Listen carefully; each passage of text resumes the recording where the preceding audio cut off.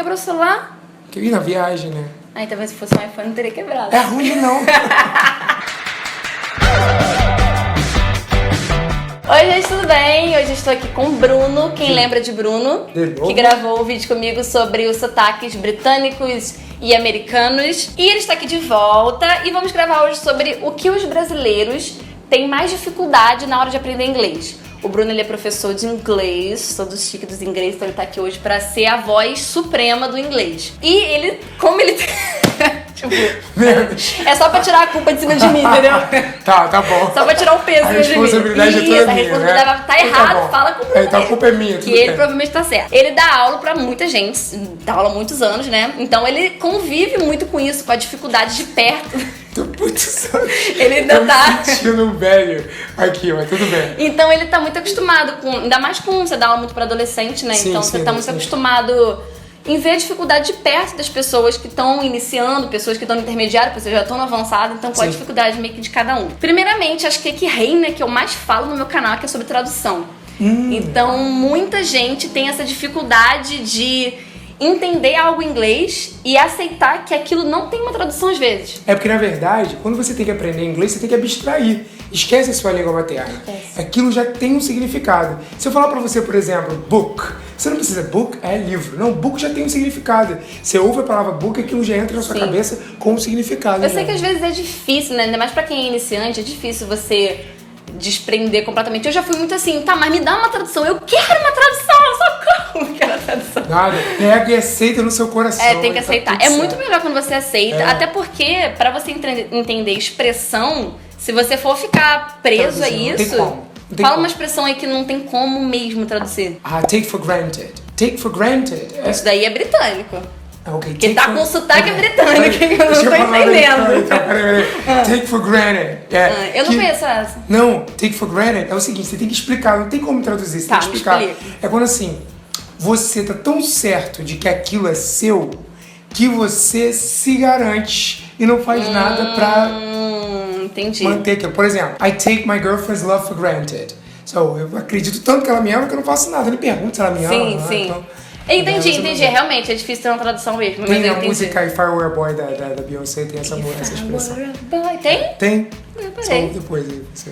Legal. Show. Então as pessoas têm muita dificuldade de assimilar e eu sempre falo que é importante não traduzir. Mais uma vez, é importante não traduzir. Tem uma outra questão também sobre isso, né? Que é a questão das palavras com vários significados. Sim. Se você não abstrai, você fica preso naquele significado sempre. Exatamente. Então... Um exemplo que, no caso, eu não concordei muito com esse exemplo. Porque... Não, bom, esse exemplo é sério. Eu queria outro exemplo, porque esse exemplo, ele é mais para significados no inglês britânico. Então eu não conheço muitos significados que ele deu. Mas ok, a palavra no caso é lift. Lift tem muitos significados. O que eu conheço apenas, que é do inglês americano, que é no caso de você levantar, erguer, no caso. Isso aí. Que é o lift. Aí ele tem mais outros dois significados que é usado mais no britânico. Tem um lift que é erguer, levantar, né? Tem um lift que é carona. No inglês americano é ride. No inglês americano é get a lift. Tem um lift elevador, elevator. No inglês americano. Tem um lift de plagiar, lembra? Ah, é verdade. Mas no caso, no sotaque, no caso americano, é mais usado só mesmo de erguer. Nunca vi ninguém usando pra outro sentido. Tem só... é esse mesmo. Tem a expressão lift a finger, mas aí levantar... não ajudar, tipo assim... não é tipo... Não, também. Mas tipo assim, você pode dizer... Oh, come on, she's useless. She doesn't lift a finger. Sim, mas no caso isso como uma expressão. Tipo, ela não move não move um dedo, não uma palha. Sim, mas como expressão. Agora entendi. Uma expressão. Eu fui mais no sentido literal. Literal. Isso. Uma outra coisa que eu também já percebi muito, até em questão do meu curso online, que as pessoas têm muita dificuldade, em questão também, acho que da vida, sei lá, que as pessoas têm muita dificuldade com o verbo. O verbo pega ali de um jeito... E eu percebo que tem tanta dificuldade em conjugar simplesmente o verbo, no caso o S no final, quando é he, she, botar o S no final. E no caso quando é present perfect, past perfect, as pessoas têm muita dificuldade de entender. Porque na verdade não é um tempo específico, né? Sim. Você tem que entender a ideia. E aí é passado que continua até o presente, é o passado antes do passado. Então você tem que lembrar de muita coisa na hora de falar. Por isso que o ideal é você aprender usando. Qual situação que eu vou usar isso, né? Porque senão, você nunca vai saber exatamente como é que você vai usar. E decorar, não tem como você decorar, né? Porque tipo, present perfect é uma coisa que começou no passado e, tipo, não terminou numa data específica. Mas o present perfect continuous é uma coisa que começou no passado, mas ela acontece até hoje, no momento, está acontecendo. É uma coisa, às vezes, meio complicada.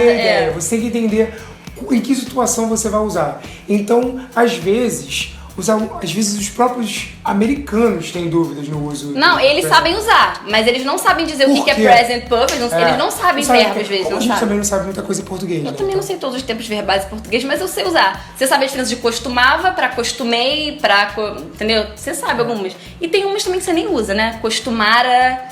Ninguém usa esses tipos, que eu nem sei que tipo de verbal, que tempo verbal é esse. É pretérito mais que imperfeito. Ele sabe de tudo, Não, nada. Pessoa que sabe tudo dos portugueses e dos inglês também. Não lembro da escola. Mas uma outra coisa também, falando do verbo, as pessoas têm dificuldade com did, do, does, que são, no caso, os verbos auxiliares. E tem dificuldade, por exemplo, a gente teve um exemplo na internet. Em vez da pessoa falar did you see that girl, as pessoas falam did you saw that girl. Você não tá errado. O did já tá indicando o passado. Então você não pode colocar o see no passado também. Você tem que ser no presente. Mas por quê? Você sabe por que as pessoas fazem isso? Por que as pessoas fazem o errado?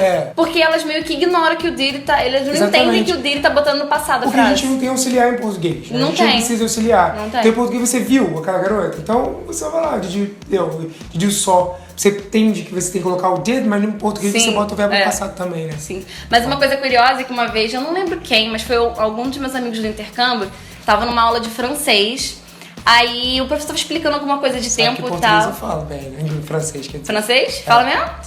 Você não lembra que eu não falo nada, isso é muito ruim. Ah, tá, não falo. Eu também não falo praticamente nada. Manda ver. Aí ele tava na aula de francês, aí o professor fez uma pergunta pros alunos, por que no caso, qual é o indicativo de passado no inglês? Eles não sabiam responder. No caso, é o verbo auxiliar. Sim, dele. Aí eles ficavam, a gente só fala no passado, não tem indicativo. Tipo, a gente quer falar no passado, a gente vai e fala. Passado, né? A gente vai e fala no passado. Aí o professor, não, mas o que indica? Qual é a estrutura no inglês que você usa? Aí foi o meu amigo que é brasileiro, falou, o did. Tipo, aí ficou todo mundo olhando. É verdade, mas essa era a resposta? Tipo, eles não sabem usar, mas eles não entendem às vezes as regras, sabe? Como falante de português já não vai saber as regras da língua mesmo. Justamente, com certeza. Outra coisa, muito, muito, muito verdade, que é o tal do que eu nem conhecia essa palavra, que é o chunk. Chunk, no caso, é quando várias palavras viram uma só na hora de falar. Exatamente. Porque as pessoas têm muita dificuldade pra ouvir. Sim. Então, assim, elas têm dificuldade pra ouvir porque elas esperam que elas vão ouvir a mesma coisa que elas já produzem, que elas falam as palavras separadamente. Então, na verdade, língua é palavra junta, né?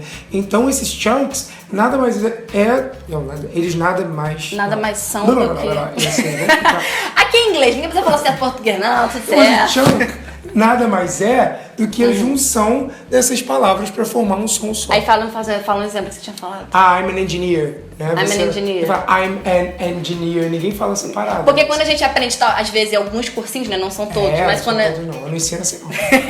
Mas alguns cursos você aprende. Aí como é que é o verbo? An engineer. Aí quando você escuta de um americano falando assim, I'm an engineer, você fala, não, nunca ouvi essas palavras na minha vida. Essa palavra aí eu não conheço. Não conheço. Mentira, você conhece. Exatamente. Você conhece, só que ele colocou tudo junto, que virou no caso é a prática do chunk, né? Eu não sabia que era esse nome. Chunk. Que é você colocar tudo junto. I'm an engineer, tipo... A gente até tava vendo na música da Selena Gomez, que ela fala, I'm on my knees right now. I'm on my knees. Tipo, vira tudo junto. I'm on. Não existe a palavra on. Só que ela juntou palavras e virou isso. Então, na hora de aprender, por isso que é importante, na hora que você tá aprendendo, você se familiarizar com o que você tá rindo. Eu lembrei de uma história. Posso contar? Ai, meu Deus. Tá, eu vou terminar de falar. Vou terminar de falar. Em questão de, por que assistir seriado é bom? Por que às vezes eu não tô aprendendo nada? Não, mas você tá se familiarizando com o som e você... É óbvio, é isso aí. Mas claro, é óbvio. Isso aí. Mas vai, conta a história. Tem um americano que veio pro Brasil e ele ficou na casa de brasileiros e ele não sabia falar português, só que ele prestava atenção em tudo que as pessoas falavam. Sim. Você sabe dessa história? Não. Não? Prestava atenção em tudo que as pessoas falavam pra aprender português. E aí um dia ele virou pra família brasileira e falou assim, o que é Dena? Aí a pessoa... Dena? Aí a pessoa falou assim, Dena? O Que idioma? Português. Não, essa palavra não existe. Não existe. Então, como assim? Vocês usam o tempo todo Dena. Não, a gente não usa. Então, quando vocês usarem... Eu vou falar agora. Usou. Aí o filho da pessoa falou assim, você viu minha carteira? Vi, tá dentro da gaveta. E aí, você usou. Ou seja, a gente juntou, né, várias para dentro da gaveta. Fala dentro da gaveta. Sim, é verdade, legal isso. Show. Isso é um exemplo de chunk. É um chunk. E uma última coisa que no caso seria pronome possessivo, que é uma coisa que parece ser muito simples, mas que muita gente tem dificuldade. Eu acho que eu não tive tanta dificuldade nessa parte de pronome, não. Você já teve dificuldade aprendendo? Eu não. Sabe por quê? As pessoas, como você falou, elas relacionam his e o her e o it's, his, a it's, então... It's, então já é para outro mundo, já. Com seu, na verdade. Seu, né, que é o uso mais formal da língua portuguesa. Só que eu sempre relacionei a dele, dela. Então isso sempre teve na minha cabeça, assim, com dele, dela. Sim. Então eu nunca tive, porque seu é uma coisa, dele, dela é outra. Sim, no caso tem que usar her. Eu vejo muita gente usando, no caso, o your no lugar do her e do his. Tipo, your... jacket. Não, você tem que falar his jacket, não your, porque o seu você teria falando com a pessoa. His, no caso, tá falando de outra pessoa, não com quem você tá conversando. Às vezes é meio difícil explicar, né? Mas se você relacionar com dele e dela, você nunca mais vai esquecer. E no caso, your é mais pra seu. Tô falando tá falando com a pessoa, sim. Exatamente. Fica essa dica aí. Show de bola. E essas são as nossas considerações de hoje. Tem alguma outra? Foi o máximo, foi maravilhoso. Foi muito legal. E espero que vocês tenham notado, talvez se vocês erram em alguma coisa dessas, preste atenção toda vez que for falar. Uma coisa dessas que eu sempre tive muita dificuldade é conjugar verbo. Botar o S no final quando é he, she, it. É uma coisa boba. Não fala inglês com fome, não. Não come o S. Fala o S, he walks, she walks, it walks. Eu tinha uma mania de falar assim, he walk. Tipo, não botar o S no final, mas tá errado. É he walks. I walk. Aí tudo bem, mas eu tinha muita dificuldade com isso. Então, preste atenção se você não está fazendo a mesma coisa. Se você gostou desse vídeo, clique em gostei, deixe seu like. E se não assistiu o nosso outro vídeo, tá linkado aqui em algum lugar, que é sobre inglês britânico e americano, que ele é o rei do inglês britânico. Eu não sei nada de inglês britânico. Sim, eu não sei falar no sotaque de... sotaque é dela, eu não sei falar. Tem vídeo dela no meu canal também. Vai lá também. No meu canal, tem um canal, pra quem não sabe. Isso, vai lá no canal dele, Ideias Master. Exatamente. Segue aqui nas redes sociais. As minhas redes sociais também estão aqui. Me segue lá também e deixa seu like, deixa o like nos vídeos dele também, se inscreve no canal dele, se inscreve no meu canal também. Comenta e depois a gente faz outro vídeo pra você. Comenta aí, tá bom? Show de bola. Beijos valeu. Tchau. Tchau.